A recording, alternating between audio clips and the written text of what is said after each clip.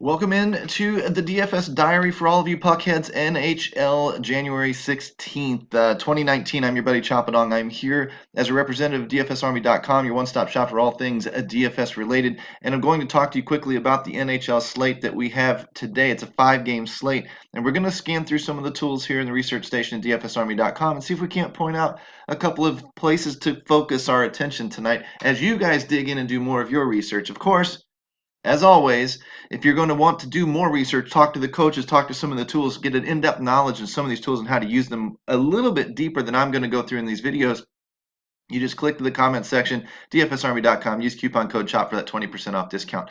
Let's dive in today to the hockey slate.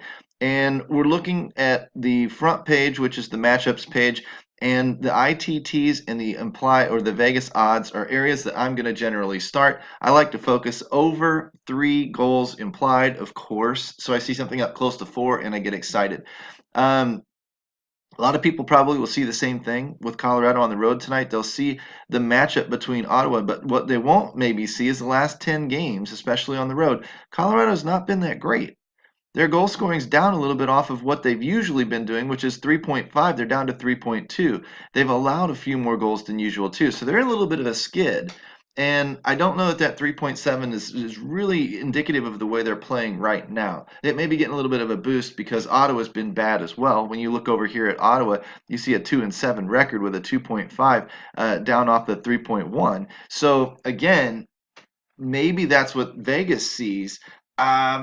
I view this as a little bit of a game that might be a little bit of a trap game for people. I would look into some recency. I would look at how McKinnon, we know the offense slows through McKinnon, Rattan, and Landeskog. I would look and see how those guys have been playing recently. If those guys are cold, the offense is cold. It's really that simple. They don't have the talent on lines 2 and 3 to really step up and replace what might be missing on line 1 if that line goes cold. I'm not saying Ottawa's going to win. I'm not saying Colorado's not going to score 8 goals. I'm saying generally, with the information we have presented to us, Colorado may be a little bit overrated and may include an opportunity for you to look in a little bit different direction tonight. When we look down here, Boston over 3 is going to probably catch some eyes. Boston's a big brand name. We know Philly gives up goals. Look at the red over here in goals against for Philadelphia. We know that tends to happen. However, when we look at the minus 138 on a road team, and we look over here at the record of 6-3 with goals up a little bit over the normal road, 2.6 over 2.26, that's pretty good. It looks like Boston's in a pretty good spot. I think Boston will probably be a little bit chalky tonight based on those numbers.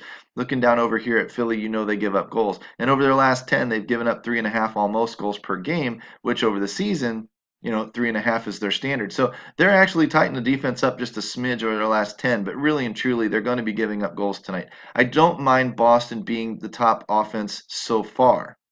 That's a little bit more of a chalky play. Now, you can go into the matchup and you can say that Boston's on the front end of a back-to-back, and, they're on the road and they're going to come home and face the Blues tomorrow, and maybe that's an opportunity to pull a little bit of Philadelphia out of the hat. It's not, you look for a couple of hot skaters on Philadelphia and offset a little bit that way. Also viable. We know that if we looked at the recency, we know that Halak has been bad lately too. So maybe this is I don't really see it being a potential shootout type of game, but it wouldn't surprise me if it wound up being that way. This is a game that I would be really looking at. 3.93 is huge. 2.0 or 205 is huge. Now, you come down here to a 2.6 and you look at a team that's been giving up goals, especially lately, and you look at a team that hasn't been scoring goals, especially lately in Buffalo, and you're going to really look over towards seeing why this 205 and why this 3.93 happens with Calgary, and you'll probably get pretty excited, especially when you look over here at the recency and see that the 3.76 or the 4.3 at home is actually up a little bit, and their goals against are down a little bit. That's a good sign. That's telling us that they're playing very, very well. When a bad team goes against a good team, a team that's playing bad recently goes against a team playing well recently, this should be your chalk tonight. Calgary should definitely be one of the offenses you focus on, if not the main offensive stack that you run in your cash games. Take, Giordano, Gaudreau, Monahan, Giordano, Matthew Tkachuk, Gaudreau, somebody like that, and cover all of those lines and just sit back and hope that they do what they're supposed to do. And that sets you up very, very well tonight. In your tournaments, you may be contrarian and go against it. I don't think that you should necessarily be diving into Buffalo and stacking them. but I do think that you should be looking to possibly get away from Calgary in case they let a bunch of people down. San Jose, back end of a back-to-back, denoted in the research station. Heading into, they scored a lot of goals last night. They're on an 8-game winning streak. They're playing very, very, very well themselves. 9-1 in their last 10 with 4.8, almost 5 goals. This looks like just a juggernaut. Makes you wonder why only the 3. Well, to be honest with you, uh, Arizona has kind of been a shot suppression, goal suppression type of team this year. And maybe not so much lately. Their goals are up just a tick, goals against, but they're still ranked fairly well defensively. And with San Jose coming off of that back-to-back on the road now, this is actually the kind of spot where you will think a lot of people will be chasing these rising prices in San Jose. That Evander Kane probably still a value. Brent Burns probably still a solid cash play. However, if you wanted to really take a chance tonight, I would look over here at the Arizona Coyotes. Nobody's going to be on them at a 206 ITT, decent underdog at a plus 130, whatever. But what I'm looking at when I look at Arizona is taking advantage of the public being on San Jose, being on Calgary, being on teams like this that are running really, really hot. And Arizona, I mean, they can reach up and bite somebody. Is it liable to happen? Well, it's more liable to happen than Buffalo at a plus 84, according to Vegas. This is the kind of shot I would take. And I would look into Arizona's skaters and see if we can't find anybody hot there. So that's just a little GPP tip there. Edmonton, Vancouver, probably a pretty dud game, 2.9, 3.0, 6 over under, kind of a 50-50 type of game. I would look here maybe for one-offs and value. I wouldn't expect a game like this to turn into a shootout. Don't expect this one to turn into a shootout necessarily either. I would think that your big offenses, potentially San Jose if you're chalky, Arizona if you're contrarian, Calgary for sure. Boston looks pretty good. Philly might be a little secondary type of Calgary play. Like a Philly-Arizona stack in a GPP would be really intriguing to me tonight. Ottawa, probably not so much. Colorado, maybe. So kind of a couple of middling things. It just looks like Calgary's overwhelming lead. They're at home. They play better at home this year. They just look like the overwhelming lead on the slate tonight, and that's who I would dig into first.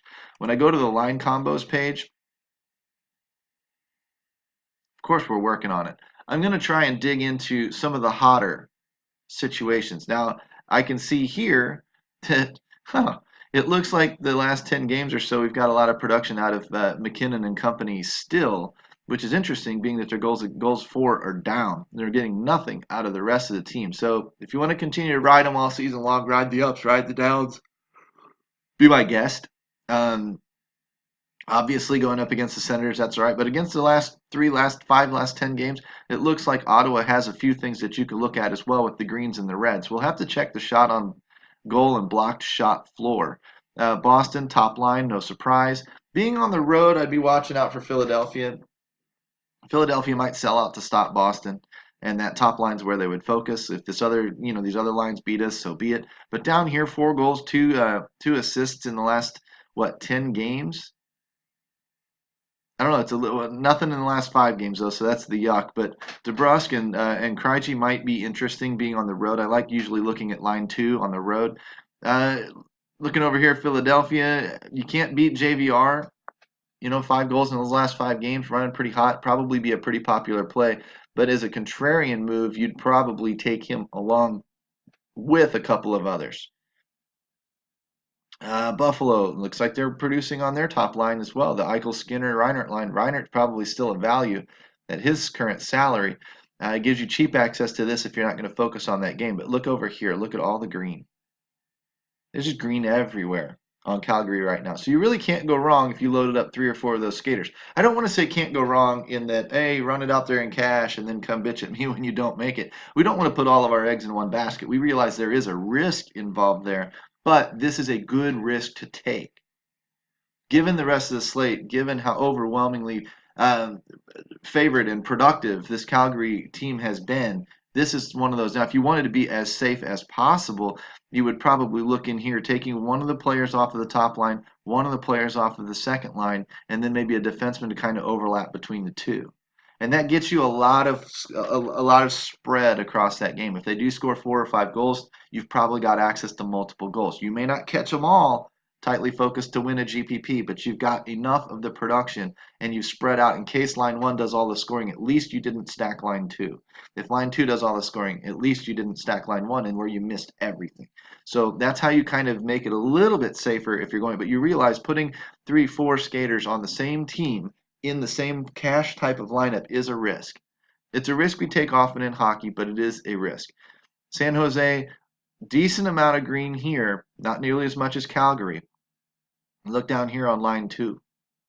Joe Thornton still running fairly hot. This would be interesting matched up against the Coyotes. Coyotes don't have a lot to offer. You know, you have a little bit of Clay Keller, a little bit of Panic. You know, in the recent section of the game, you know, in the recent section of this sheet, you got 26 blocks out of Hjalmarsson. Is that right? Good Lord. That sticks out. These green numbers stick out like a sore thumb, don't they? That might be cheap floor if you're looking for it. And then down here in Edmonton, of course, Connor McDavid's always pretty steady. But again, it's not a superb matchup for him per se. I would look here at running maybe a couple of these guys. This is just not a good team scenario. McDavid is, you know, fine on his own. But as a team scenario running multiple skaters, I would probably avoid this one. I'd probably avoid this side of the game as well. Kick over into the skaters. We're what, 10 minutes here? We'll try and pick something out here in the next couple of minutes. Hopefully we've got at least a little bit of direction, nothing too definitive, which we just don't have time to really dive into today. Scroll over here, look through those last 10 games, and let's sort out that SOGBS, shots on goal, block shots. And let's see if we can't find a couple of guys that jump to the top. Of course, Burns, Clefbaum's still in there for some reason. Edler, I saw him priced at $4,200 on Fanduel today. That's a ridiculous price. Very, very underpriced. That would be a one-off out of that game. McKinnon's still producing. Landeskog, so run these two together. That's okay. I don't like the spot tonight against Ottawa necessarily, but if I can't fault you if you put those two together. Giordano, here we come with some of the Calgary guys. You know, Horvat Edler is something that would be on this sheet as okay. I just don't like the matchup necessarily against Edmonton unless they're very, very cheap. Eric Johnson, Evander Kane, of course, has been on this list. Carlson, Amanek, cheap Calgary play. Chychrun, Skinner, Bergeron. Is just looking down here. Let's sort it off by points, and let's see if we can't figure something out here. A lot of times you're going to notice these points match up. When these things normalize, look. So people ask about why not FanDuel and DraftKings. It largely matches up, guys. There's not a lot of difference between the sites other than maybe a utility on DraftKings, maybe focused a little bit more on a little bit of a pricing discrepancy here and there. But generally speaking, a good play is a good play, as long as the price isn't too dramatically different. Burns, McDavid, there's Gaudreau, Draisaitl, Carlson, McKinnon, Landeskog, Monahan, Evander Kane, Matthew Tkachuk, Elias Lindholm. These are the guys I'd be focused on. The Calgary guys that pop onto this sheet. Giordano, those four. There's Marchand in Boston. Hurdle's cheap, hat trick last night. Connor Garland, it's a little name that you might want to use. Now let's run over here and let's talk about one of the plays where we might get some value. So you kind of see that the things are matching up. Some of the teams that we know are producing are generally producing, and that's fine. Play the odds and keep rolling them out there. But if we wanted to get contrarian in a spot that we might have identified tonight, we've still sorted off by the last 10 games points. So you got Galchenyuk, Connor Garland, and Osterley down here. There's your third line. There's your Arizona third line that is producing right now, that draws a backup goalie, that gets a team on a back-to-back. This would be contrarian-wise, this would be where I go. I'd load all three of these guys up. I think that that's pretty darn sexy, to be honest with you. The fact that the three of the top 6 producers on the team or 5 producers on the team are all on the same line. That's a great indicator for a stack. Will it work every night? No.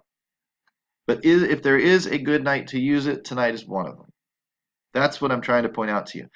It goes back into kind of the tip that we were using with bankroll management on the basketball video if you watched that. If you did, thank you for the like and the subscribe.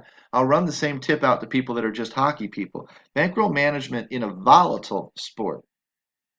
We talked about reducing your edge in NBA, but hockey is inherently volatile. And that means that you're going to see lots of ups and lots of downs. And you need to be able to weather the downs. It's very, very possible for you to go through a month or two and lose 70% of your bankroll. That's still considered normal. Most people don't understand that unless you're absolutely crushing the game, you're going to have down streaks. The people that absolutely crush the game, which in hockey I would bet big money on there's none that just crush it this steadily to where they win 8 out of 10 slates or whatever, because it's just the luck in this game just prevents it. However, let's say somebody did. Let's say somebody was just producing an ROI of 100% a month. Well, they're going to have variance too. Their variance channel, let's say it runs up and down, 25%. So one month they're 125% ROI, another month they're 75% ROI. Well, they've still profited 75%. They're not pissed. They may be feeling like things are a little slow for them, but they're not pissed. If you're a break-even player and you're at zero, and you run in that same channel of 25% profit or 25% loss, and your channel's in that range, you're going back and forth from okay, things seem to be okay to holy crap, I'm pissed off again to holy. That's normal. And that's normal for the vast majority of people. If you're not just absolutely soul crushing the game, your variance is more noticeable if you're a normal human being. And that's okay. We adjust our bankroll accordingly. We tone it down a touch. We play a little bit lighter. That way we can ride it out longer. This is the type of stuff that we talk about again inside DFS Army. This is the type of coaching we talk about with contest selection, with bankroll adjustment, with studying the sport, which one's volatile, which one's not, and can I ride the headaches? Because the headaches are going to be there in every sport, in daily fantasy sport.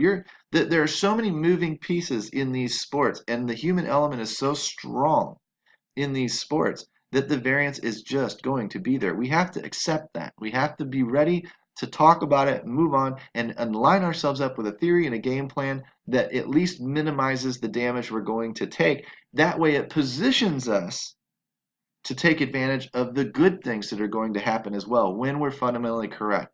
That's what we talk about at DFSArmy.com. I'm your buddy Chop It On. Come in and see me. Click like and subscribe. Ring the notification bell. We'll try and keep these things under 20 minutes going forward. But NHL is a very, very thorough sport to cover. But you head into the comments section and hit DFSArmy.com. Use coupon code CHOP for that 20% off discount. Go do it now. Do it now. We've got a couple of things coming up with some contests for our VIPs on Friday that I'd like to see you be a part of. Win some swag, the Army hat, Army shirt, etc. We're going to really try and pump up a lot of that community feel again inside DFS Army this year, and I'd love to see you guys be a part of a winning community with a winning track record with the coaching that helps get you to the top. Take care, guys. We'll see you guys on the flip side.